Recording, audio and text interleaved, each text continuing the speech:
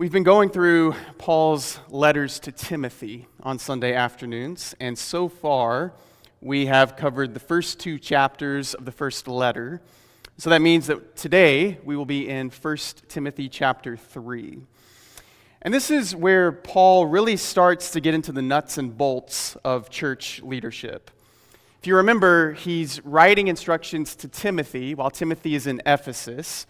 And this is after Paul has been released from his first Roman imprisonment sometime around 62 to 63 AD. And in these instructions that he writes to Timothy, he's not only addressing Timothy, but he's also addressing the church there in Ephesus. And in chapter 1, he addressed the need for sound doctrine to be preached, or healthy teaching would be another way to translate that. He reminded Timothy that the aim of our charge is love that issues from a pure heart and a good conscience and a sincere faith. And then at the beginning of chapter 2, he named prayer as a practice of primary importance, both for Timothy and for the church. That if they are going to be effective in the work that they have to do together, that first of all, they need to be praying all the time for all people everywhere. And they ought to be praying for the things that God wants, which is for all people to be saved. But then at the end of chapter 2, Paul got into a discussion about gender roles, which might have seemed a little bit like it comes out of left field, but in chapter 3, I think we'll see where this becomes very practical.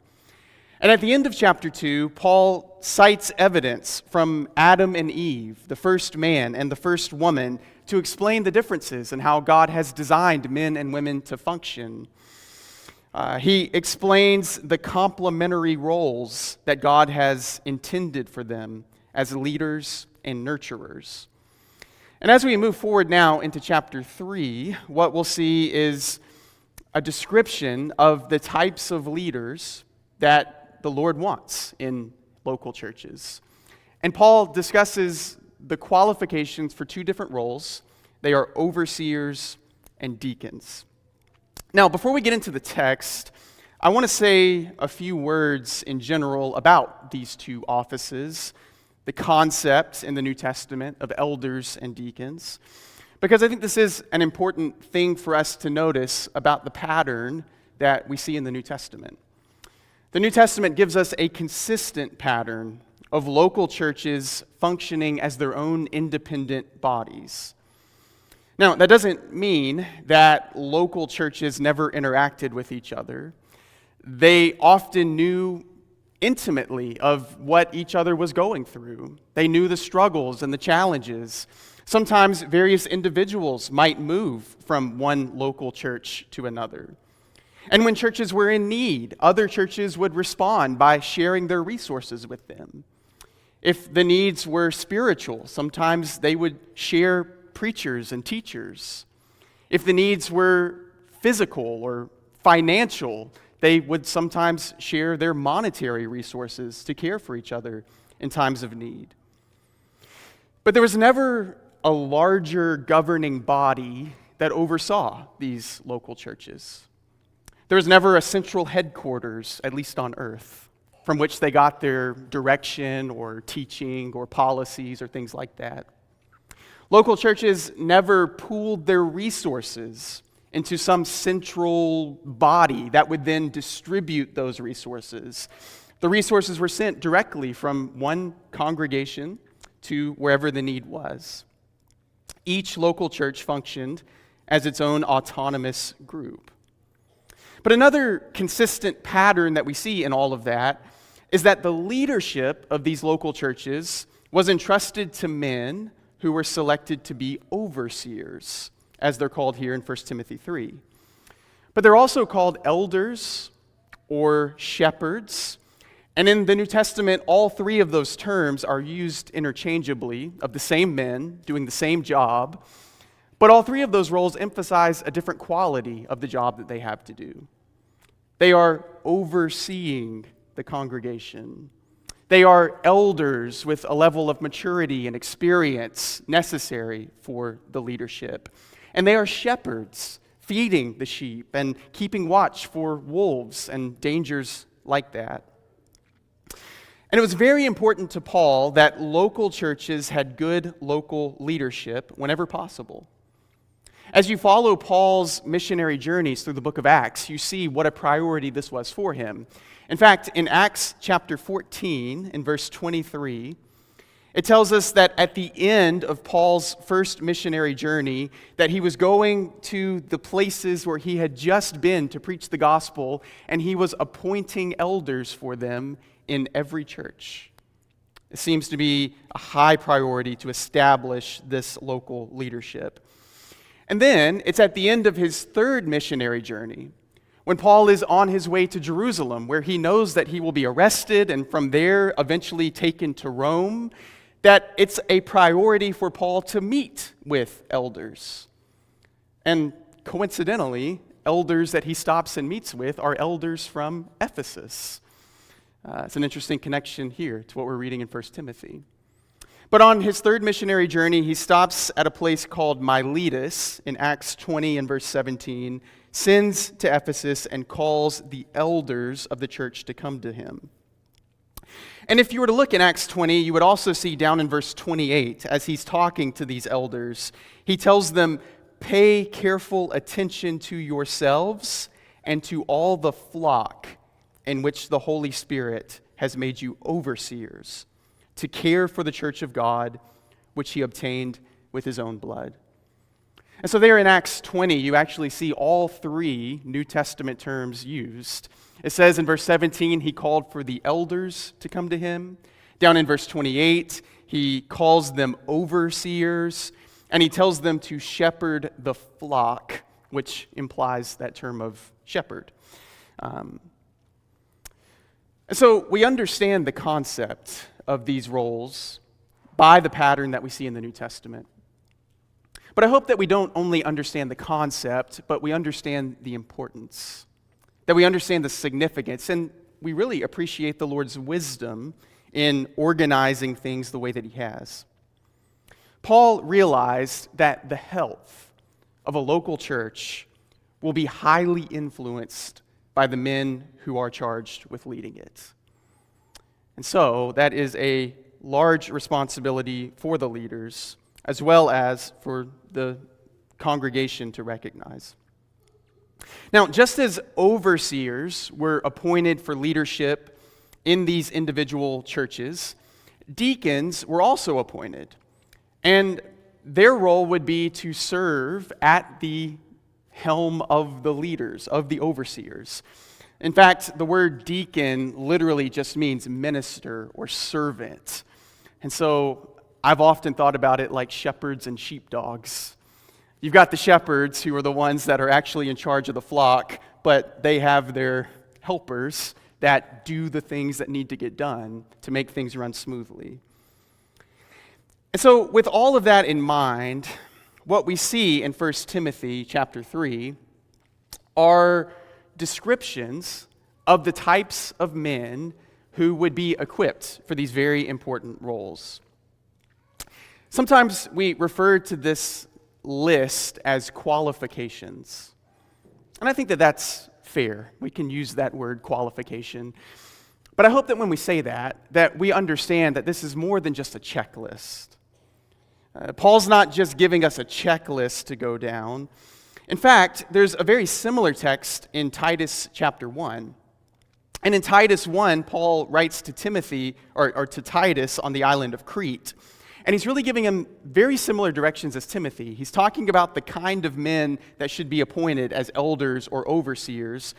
And when you look at the qualifications there, it's a very similar list, although it's not exactly identical. And I think that suggests that what we ought to be seeing is a portrait of the type of man God wants. We ought to be thinking about these qualifications one by one, but not simply to check an item off a box, but so that we understand the kind of person, the kind of man that God has selected to be leaders in his church. So as we look at these qualities, we'll keep all of that in mind. Now, I don't intend to go through these one by one so much in this sermon, but I'd like to start just by reading verses 1 through 13, and then after that, we'll talk about how we might group these qualifications into categories. So first, 1 Timothy chapter 3, beginning in verse 1. The saying is trustworthy. If anyone aspires to the office of overseer, he desires a noble task. Therefore, an overseer must be above reproach, the husband of one wife, sober-minded, self-controlled, respectable, hospitable, able to teach, not a drunkard, not violent but gentle, not quarrelsome, not a lover of money. He must manage his own household well, with all dignity, keeping his children submissive. For if someone does not know how to manage his own household, how will he care for God's church? He must not be a recent convert, or he may become puffed up with conceit and fall into the condemnation of the devil. Moreover, he must be well thought of by outsiders, so that he may not fall into disgrace, into a snare of the devil. Deacons, likewise, must be dignified, not double-tongued, not addicted to much wine, not greedy for dishonest gain. They must hold the mystery of the faith with a clear conscience. And let them also be tested first. Then let them serve as deacons if they prove themselves blameless. Their wives, likewise, must be dignified, not slanderers, but sober-minded, faithful in all things. Let deacons each be the husband of one wife, managing their children and their own households well. For those who serve well as deacons gain a good standing for themselves and also great confidence in the faith that is in Christ Jesus. So again, you see in these lists many specific things said about the necessary characteristics or qualifications for overseers and deacons. And there are some differences between the two, but the thing that stands out to me is that there are many more similarities than differences, which again emphasizes that this is a portrait of godliness that to some degree should be true of anybody who is faithful to the Lord and learning from Him. But I'd like for us to look at these characteristics by grouping them into categories today. There's probably more than one way to do that. However you do it, you're probably going to end up with some overlap. But the three categories that I've selected are character, faith, and competence. Character, faith, and competence. So first, let's look at what Paul says about the character of these men. He says an overseer must be above reproach, sober-minded, self-controlled, respectable, hospitable, not a drunkard, not violent, but gentle, not quarrelsome, and not a lover of money. And I think all of that makes sense when you understand the role that he is meant to fill. This is meant to be somebody who has moral authority. You know, a good elder is somebody that you can sit across the table from and have a conversation with, and they just make you feel like you want to do the right thing. To be able to do that effectively, somebody has to have confidence that that man is sincere in his own faith, that he's doing the best that he can do to live up to the character of Jesus and to be molded by the Lord he professes. When it says that he must be above reproach, that doesn't mean that he's perfect. Obviously, none of us are flawless. But the idea is that this is somebody that charges just don't stick to. When he messes up, he acknowledges it. When he's done wrong, he admits it, and he asks for forgiveness. It's not a habit of his to continue in wrongdoing. He's humble and he's sincere. He's consistent in the way that he lives his life. Similarly, deacons must be dignified, not double-tongued, not addicted to much wine, not greedy for dishonest gain. And in verse 10, he says that they must be tested. And after they have been tested, that they can prove themselves to be blameless. And so just like overseers, Deacons must be men who are worthy of confidence because they have consistently demonstrated godly character in their lives. Now, the second category that we can observe is faith.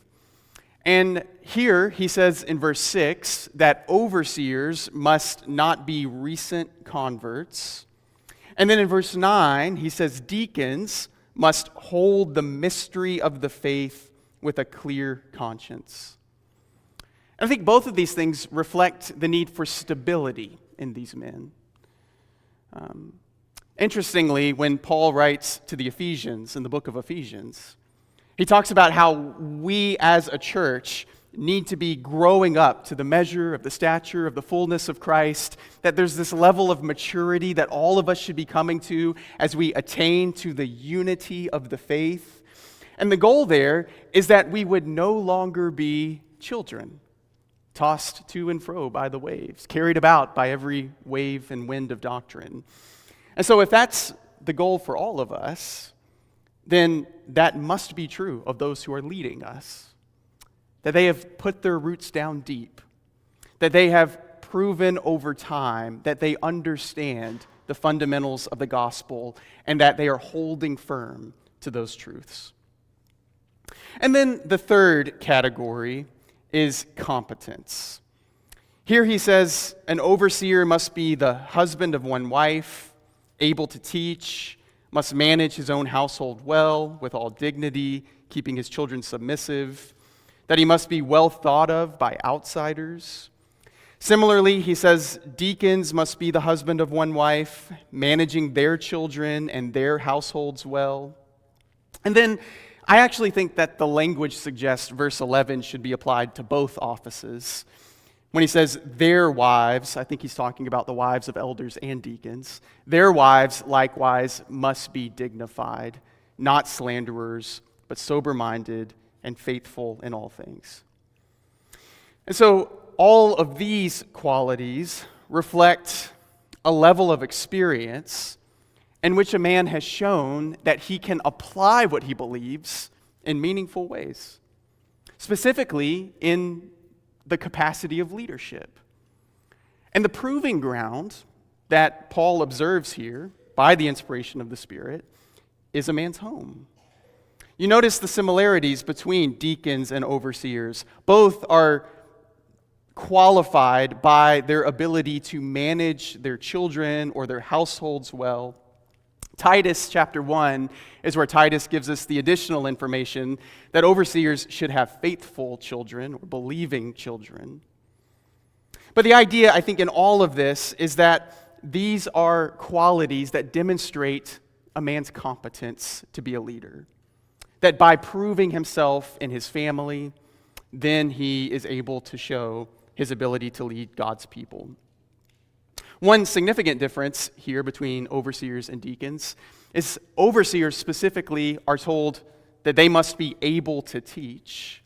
That's not necessarily a qualification of deacons, and that makes sense because overseers are shepherds. Their goal is to feed the flock, and so teaching is integral to their role. Now, I want you to keep all three of these things in mind as we look to the end of this chapter in verses 14 to 16. I think this is a fascinating little section of text that doesn't get nearly enough attention. And it's usually because when we open up to 1 Timothy 3, we spend all of our time debating on what it means that he has believing children or, what it means to be the husband of one wife. And it's good for us to have those conversations. But man, let's not miss these verses. They are fascinating. And I think that the more that we understand verses 14 through 16, the more that we'll understand a lot of what Paul is emphasizing in the first 13 verses as well. So in verse 14, he goes on to say this: I hope to come to you soon, but I am writing these things to you so that if I delay, you may know how one ought to behave in the household of God, which is the church of the living God, a pillar and buttress of the truth. Great indeed, we confess, is the mystery of godliness. He was manifested in the flesh, vindicated by the Spirit, seen by angels, proclaimed among the nations, believed on in the world, taken up in glory. Now, the connection here should be obvious if we're reading closely, because we've just seen how Paul has emphasized the need for leaders in the church to prove themselves in their own households. In verse 12, remember he said deacons must manage their children and their own households well. In verse 4, he says overseers must manage their households well. But in verse 5, he explains the reasoning why. He says, "For if someone does not know how to manage his own household, how will he care for God's church?" And now, as he gets to the end of this chapter, he says, Timothy, I want you to understand what I'm writing to you is about how you ought to behave in the household of God, which is the church of the living God, a pillar and buttress of the truth.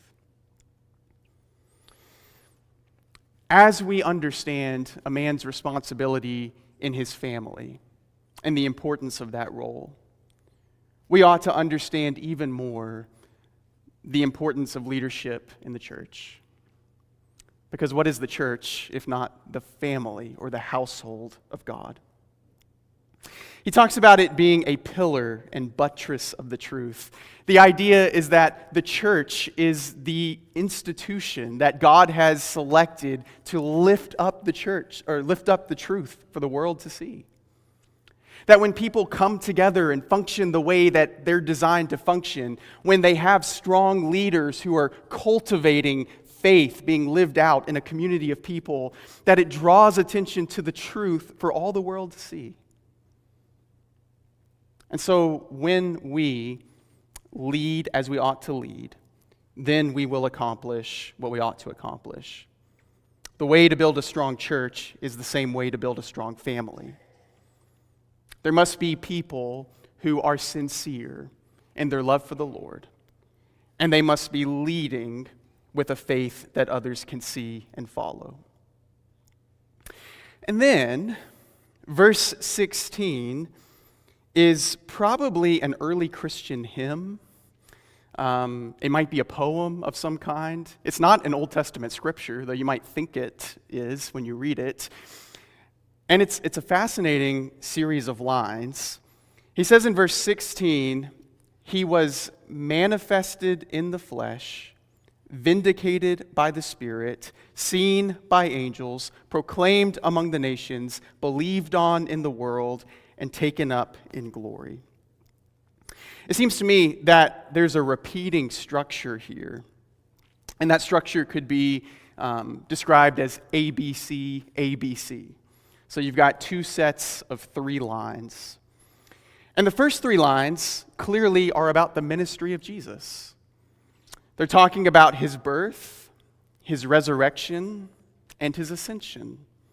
He was manifested in the flesh at his birth, vindicated by the Spirit at his resurrection, seen by angels when he ascended into heaven.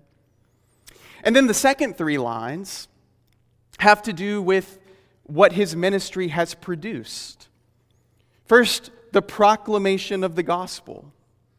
Second, the faith of those who hear it and receive it. And then third, their glorification at Christ's return.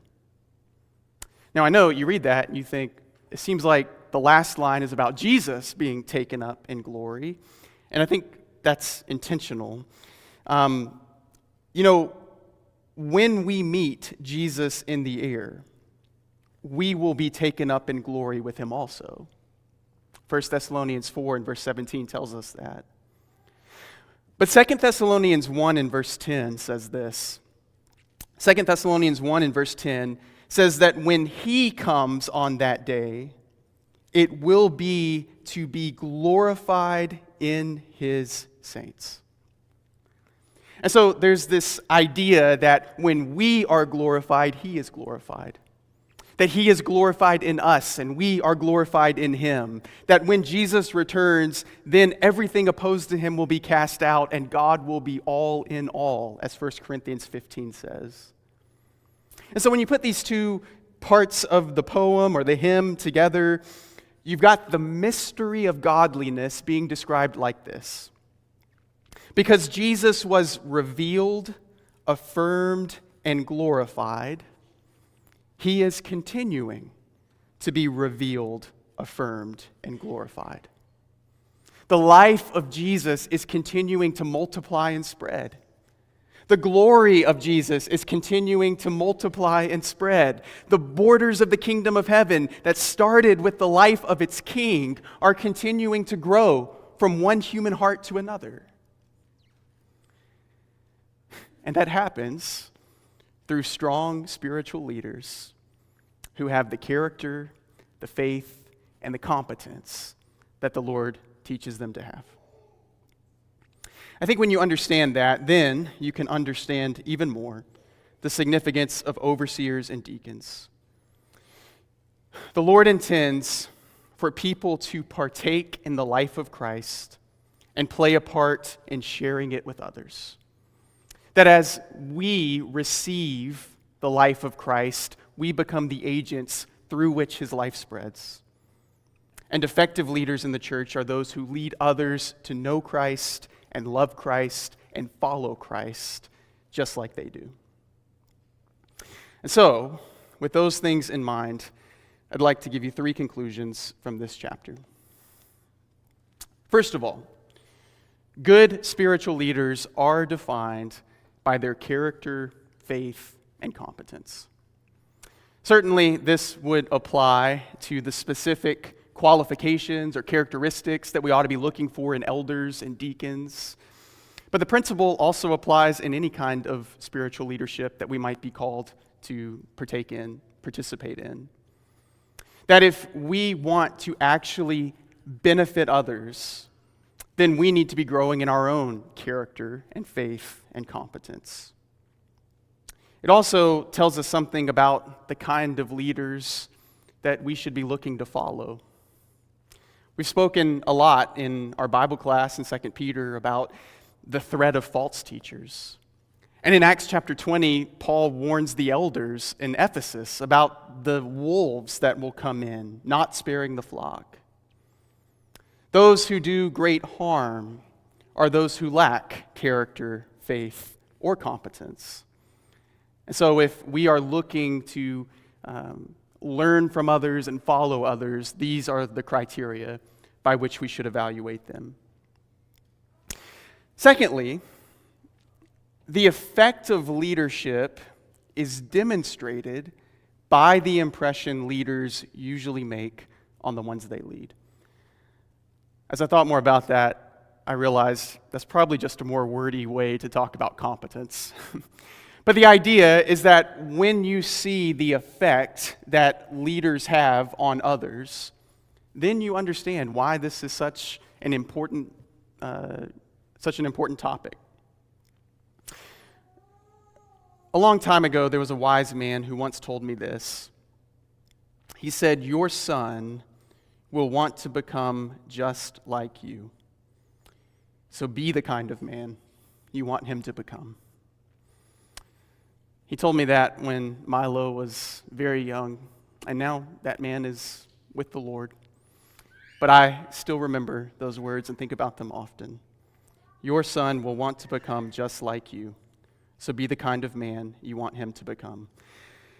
I'm not saying I've done that perfectly, but I am trying because I understand what a weighty responsibility that is. And the Lord recognizes the same principle here in 1 Timothy 3. That a man's ability to lead his family does say something about his ability to lead the Lord's family also.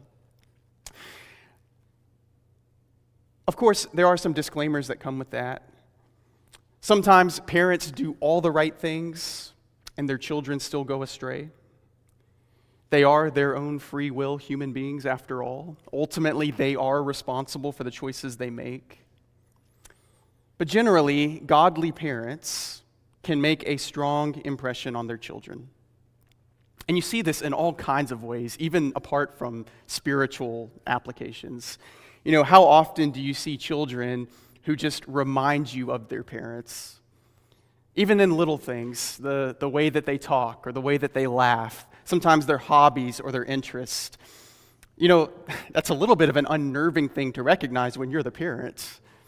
Sometimes you see your kids saying something, doing something, responding in a way, and you think, I think I know where they learned that. It's an even more unnerving thing when you see it in spiritual ways. It is a huge responsibility, but it is also a powerful opportunity. And the truth is, churches often take on the characteristics of their leaders. If their leaders are worldly or hypocritical or self-righteous or arrogant, then those churches will usually be permeated by the same attitudes of worldliness, hypocrisy, self-righteousness, and arrogance. But if their leaders are zealous and gracious and merciful and sincere, those churches tend to be permeated by those qualities instead. Their leaders will help them to become more zealous and gracious and merciful and sincere. And so spiritual leaders are intended to be examples of spiritual maturity because the Lord recognizes that this is a principle, that those who are led often come to resemble the ones they follow. But then thirdly, the mystery revealed in Jesus is reflected in his people. He says of deacons in verse 9, they must hold the mystery of the faith with a clear conscience. And then in verse 16, he describes the mystery of godliness. And as we noted, in this mystery of godliness that's described in this poetic language, there's a reflection of what Jesus has done and what is continuing to be done because of Jesus. Because Jesus was revealed and affirmed and glorified, his message is continuing to be perpetuated, continuing to be revealed, continuing to be affirmed, continuing to be glorified, and the people who believe it and follow him.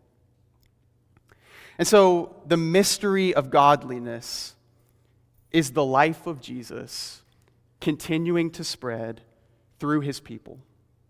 It is the Spirit of Jesus empowering us from one individual to the next. And when I say that, I hope you understand just how practical that is. You can take some of the woo-woo out of it. The Spirit of Jesus is spread from one person to the next, one life to the next, one character to the next, one human heart making an impression on another. That's why it's important that we come together. That's why when we do come together that we are able to stir each other up to love and to good works. And that's why it's important that we have good leaders. Because the mystery revealed in Jesus is reflected in his people. And effective leaders are those who lead others to know Christ, to love Christ, and to follow Christ like they do. That's 1 Timothy 3. Next time, we will continue on in 1 Timothy 4. I hope that if there's somebody here this afternoon that needs to respond to the message of the gospel, that the things that we've talked about have been motivating to you. There's a lot that we've talked about that has to do with patterns that we follow, examples that the New Testament shows us about how to function as a church, and those things are very important. But at the core of it all is this message of who Jesus is. A life that is manifested and known and perpetuated from one believer to the next. And so if you are here this afternoon and you realize that you would like to partake of that life and you've not yet become a Christian, I hope that you know that we would be eager to help you make that decision before you leave. If you have some kind of spiritual need, if there's something you want to confess or ask for prayers for, if there's some way that we can help you or encourage you, you can let that be known as well. The invitation is from the Lord, and we invite you to come to the front while we stand and sing.